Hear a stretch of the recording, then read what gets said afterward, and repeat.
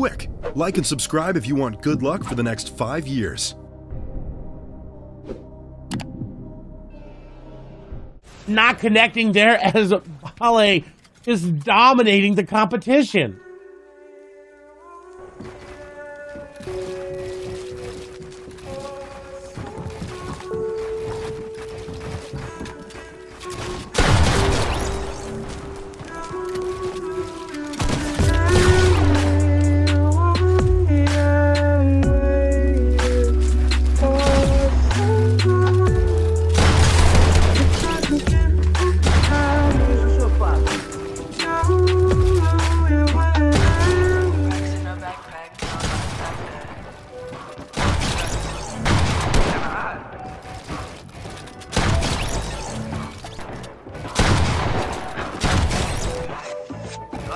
I got racks in the backpack and I'm tryna stack that. Yeah, you wanna feed, yellow baby, where your cash at? Made a couple hits now.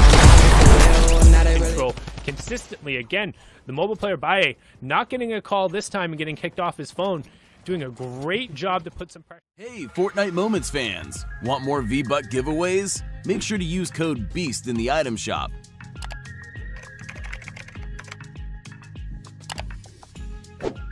And we'll continue to give out redemption codes just like this. Don't forget to like, subscribe, and turn on post notifications so you don't miss out. Getting word games are ready, so take it away. As we're back on board here, we got another fight going down at these kind of colored cabins, the colored lake houses that happened on the side here.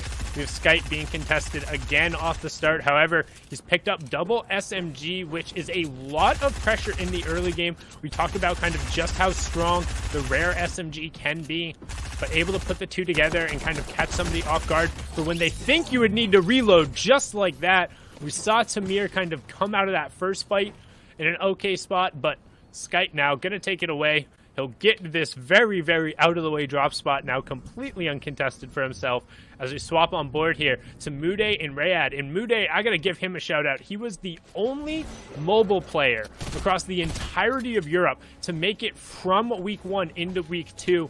Had a little bit of a tough showing in Week 2, but now desperately trying to do everything he can to make it into that top 100. And I'm telling you, this guy is nuts. Honestly, goated on the fingers, just completely ridiculous.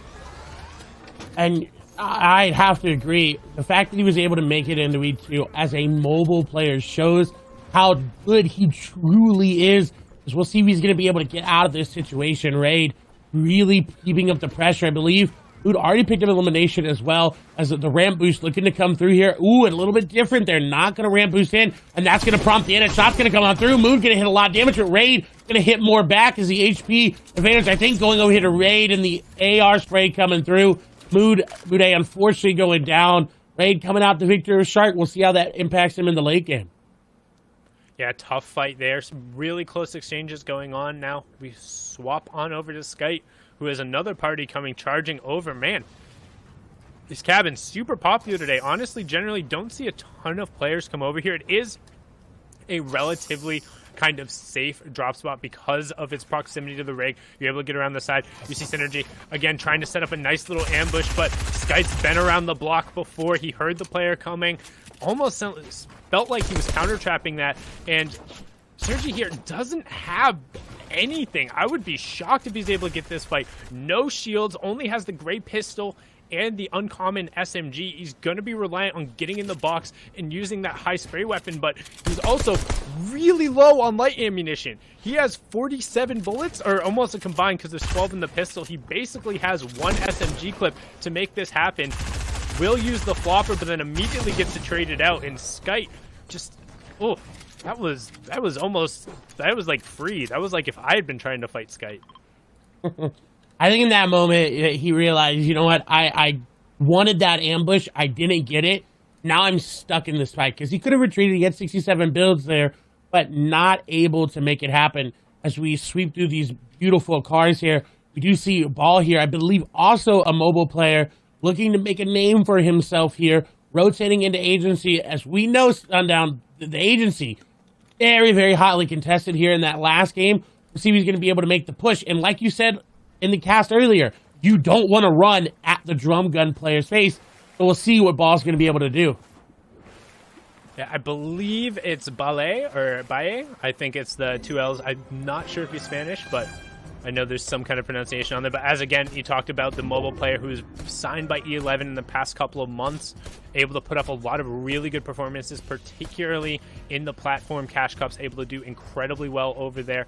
Also now making a showing here, 9 points so far, as he comes in and tries to get a little bit of a third party in on this engagement going on the agency, which hasn't really been resolved cleanly yet. You see both the players sub 100 effective HP, so this could be an opportunity for the E11 player to come in and kind of clean up right now. Sees the player trying to hide in one of those cones, and he's gonna get aggressive right away, dropping down 63 tag, and that's a free elim going over. That also will give him the drum gun, gives him the agency card as well, and now Balle sitting in a great spot. And that's an opportunity where you do run after drum gun. He realized, hey, you know what? This is weak. And he slid down through that little, like, crack there. And I don't like that he's going in this aggressively for the vault loot. He does not know if there's anybody else here. This was going to inform him. And you see right there is a player. He's blocked it off a little bit, but I like that he hasn't just committed to fully focusing on that. The shot's going to come on through. He is going to get the pressure off of him for now.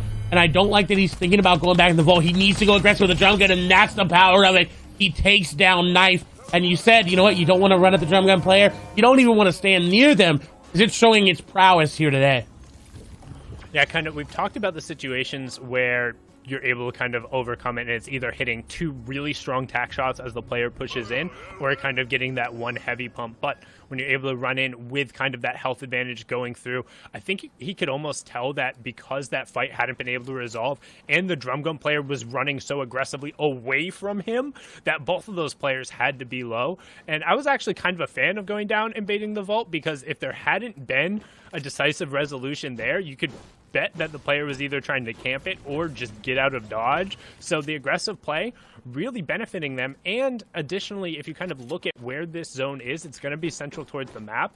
He's going to have plenty of time to kind of cover the agency's one real weakness, which is there's not a lot of materials around it. He's going to be able to get them, as we see Zombie setting up an ambush from the high ground, 64 right away coming out with the burst, trying to go forward before this player can get any shields up. He has the heavy snipe, but he needs to find the right angle.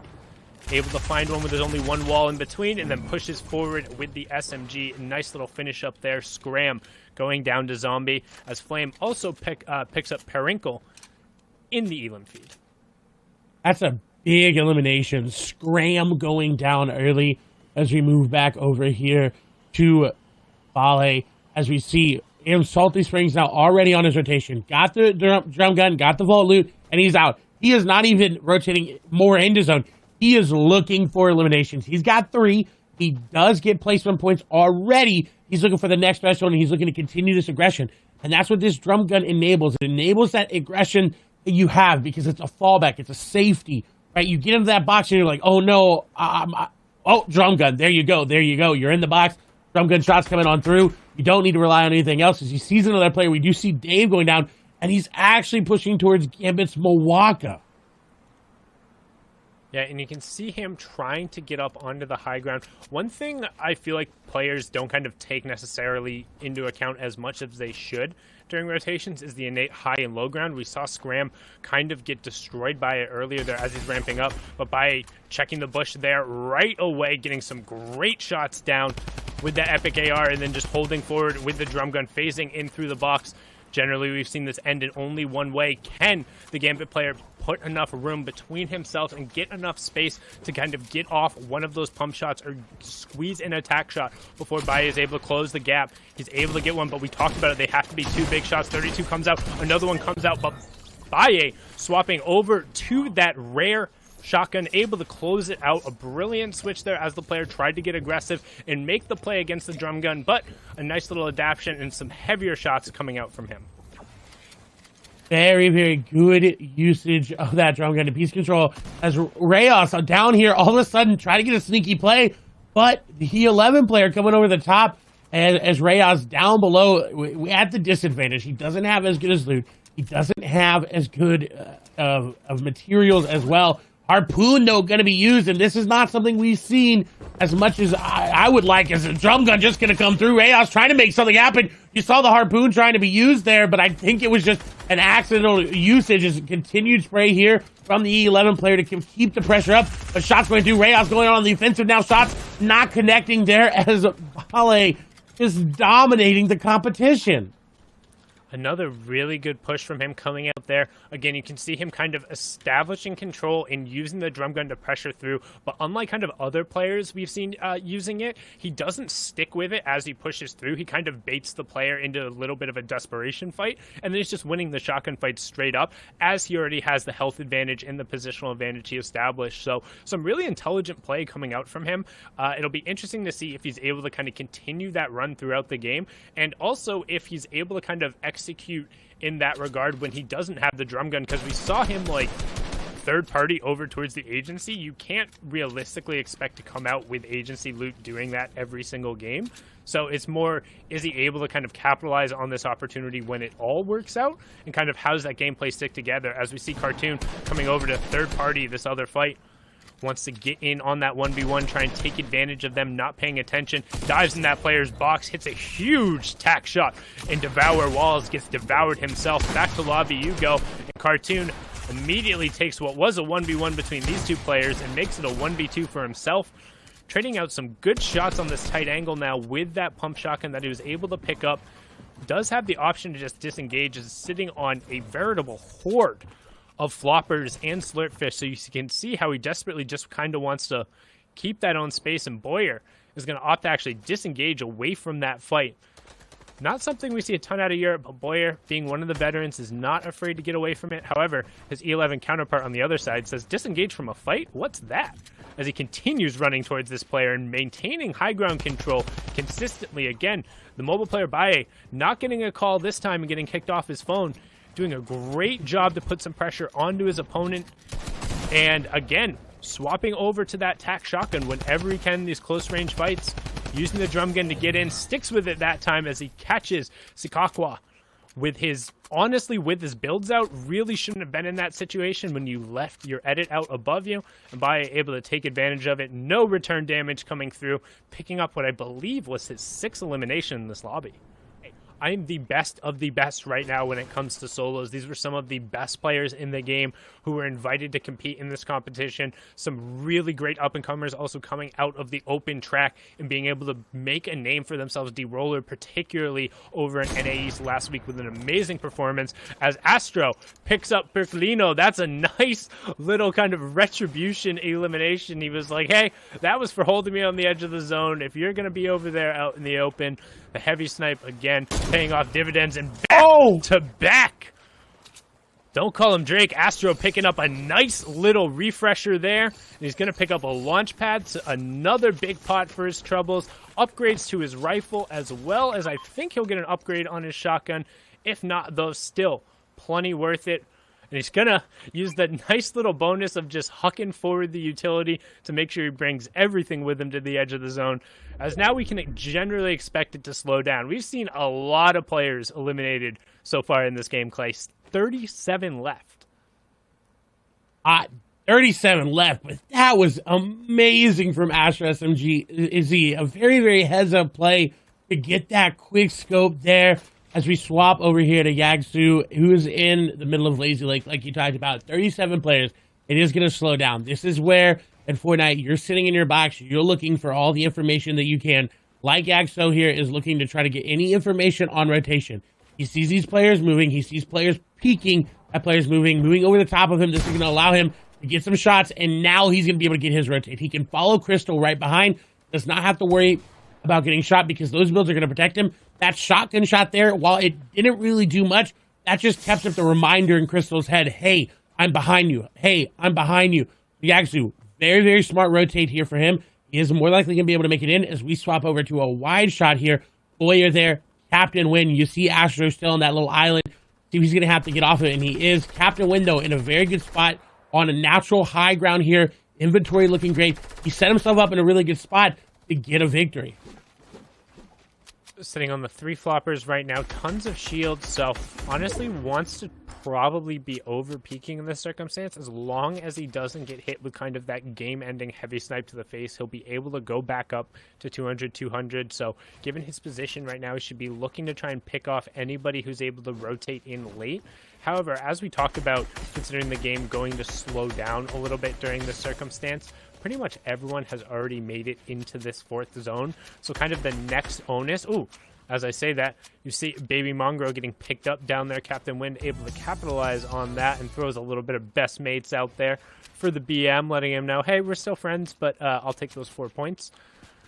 Pretty much everyone's just going to chill till we get to the moving zones. And given where we're at, I would say almost everyone wants to see the moving zone pull as north as possible. Just get it away from the waterfall, get it away from that lake, and kind of away from that established high ground and the cliff that looks over it. Because if it does pull down towards that side, all these players who we see who are kind of on that like south berm right now, the Skites and the Captain Winds of the world, who are just going to be able to control kind of that high ground. If it pulls down towards that southwest corner, it's going to be so difficult. We are going down towards the southeast now, so Skite in a great opportunity to shoot the rest of the lobby as they rotate. Instead, just going to rotate himself, catches the player in the open with attack shotgun as they're gliding. Not something you generally see, but a ton of huge tags going through, so expect him to get aggressive on this player. Aggressive indeed. That player popping bandages and Captain Wind going down. That was reminiscent of those high ground plays back in the day with the combat shotgun shooting people out of the air. The Sky says, you know what? I don't need a combat shotgun. I've got a tactical shotgun. I'm going to make it work. A very good play there by him as he's going to pick up elimination, get into his zone, have all these extra mats as well. Sky coming back into this game, definitely looking stronger than he did in that first game, as we do see a Vesta Void making a rotation, Bad Sniper making a rotation, Dogsu making the rotation, as the Vesta Void makes it in, has now picked up the drum gun there, so it looks like he maybe take down Ball, maybe got an elimination that took down the player that took down Ball, but now in a very good spot is Harton just going to get beamed out of the air. Gets picked up there. It's unfortunate. As the glide was able to come through, we talked about trying to make that rotation as easily as possible. 30 players remaining as Void also swaps back over to that epic pump shotgun. So going to get a little bit of an upgrade going over there. Also sitting on the 4 floppers and the 6 minis. So has a solid amount of builds. You can see him considering going up for an aggressive high ground take here. Wants to have the option if the rotation isn't too far, as we swap back on board here to Serenity's Astro SMZ. Pushing forward, getting some spray back towards him right now, but desperately trying to pick up an elim here. And going for the cheeky play to try and drop this player underneath into the water. It is so absolutely disorientating when that happens to you. However, Astro not able to find it, but he does get him on the way back through. So it was a little longer than anticipated, but some good piece control. Able to set that one up. Able to kind of manipulate that player into going where he wanted. So a good way to manufacture an elimination there from the Serenity player. As now we flip back on board here. You see Skype still in the lobby of Rimic and Zombie, who we've also hopped on board with a number of times. But attention goes to a Vesta Void, who's sitting on the Midas drum gun, has plenty of floppers as well as an epic pump. Is going to look to catch a player, and he does a great shot baiting the launch pad, picking up Sneeze Bob, and then thought about going towards high ground, but instead just going to go to far side of zone and box himself up. Brilliantly played. Tons of materials coming out from him, so you can see him aggressively 90ing up for the high ground, going straight for his massive brick, making sure he's not up too high, but some really, really well played and well executed Fortnite coming from a Vesta Void right now. A very good elimination coming through as well, and you said excellent plays and excellent Fortnite gameplay right here on your screen from Vesta Void. You talked about how he didn't want to go for high ground. Well, he did, but his in-game game plan was to take it himself after he landed. His shots coming through. Player on top of him. Drum gun going to be used down to 102 effective. Does need to take time to pop these minis, but pressure going to continue to come through, whether it's launch pads, the grappler still in play. This player chopping him down. A lot of damage taken here by Void. Does have 69 effective HP. Does have floppers as well. Ed is coming through, not able to pop the flopper in time. The pressure was too much. Unfortunately, he's going to have to give up high ground now. He's going to get a little bit of reprieve as it's going back over these old builds, but he's going to have to pick up an elimination. Yeah, and I don't know if he realized that his flopper didn't pop in that situation. There's a time where if you cancel the animation, it looks like you were almost able to eat it. Instead, what he's going to do is he's going to sneak out back into the storm and then opt to eat it, so making sure he gets the maximum effectiveness out of it, trying to make Bad Sniper lose track of him, but Bad Sniper is constantly checking his back, making sure he's there, and Bad Sniper, unfortunately, is going to recognize that he has to give up the high ground. You can see him actually going to knock himself down in favor of knocking down Void, which forces him to use the launch pad, and Bad Sniper just rips him apart. That could not have been played better by the French player. Brilliantly done there, as now we swing on down to the low ground. It's Train Hard's Yaxuo. We've hopped on a number of times when setting up the ambushes. Now has pretty much uncontested low ground, but running low on mats as we hit our top 10 with Bad Sniper picking up denial. 200 IQ play there from Bad Sniper. The question is, can he convert it into that victory royale? As Yaxo, you talked about, has been very, very good, but he's running out of mats. He's getting desperate, as you see, looking for any elimination, looking backside his zone. Why did a player there? Harpoon being used just to clear out any builds that he can. Needs to make a play, and he does. So Slight going down. Nice shots as well, again, from Yaxo. Does have that player whited as well. Another elimination going on over here to Yaxo. Another one. 200 pump coming out there from Yaxo. 5 eliminations just like that. He's back in the game. Needs to pop them in. He needs to get the mats as well from the elimination. He's got the grappler down there as well. As Skite going in. Skite actually, I believe, picked up the grappler, but he's going down to Yaxo as well. Who's picking up 6 eliminations right now? A 1v1v1, and all of a sudden Skite looking, Yaxo looking very good. Skite tried to make something happen, but wasn't able to. His grappler going up. Yaxo going for height. He does end up taking it there, but will he be able to convert it into a victory royale? He's only sitting on 65 effective HP, no additional heals going through. Bad Sniper, who we saw make the great play to force down the other opponents, now in control there. Yaxo, however, says, I don't care about your control. I have a pump in a dream. I've been hitting players with it. No more builds, but still has the grappler going to drop on top of the cone, and that makes a difference between him not getting eliminated, but he's not able to hit the shot. The first miss we've seen all late game out of Yaxuo, unfortunately, drops him down. Quexo picks up Bad Sniper, who was low from the exchange. Hey Fortnite Moments fans, if you made it to the end of the video, we have a special giveaway just for you. Simply comment the keyword on screen as well as your Epic ID. Every day we add loyal subscribers and gift them free skins as a way of saying thank you. Don't miss out. Subscribe with notifications on.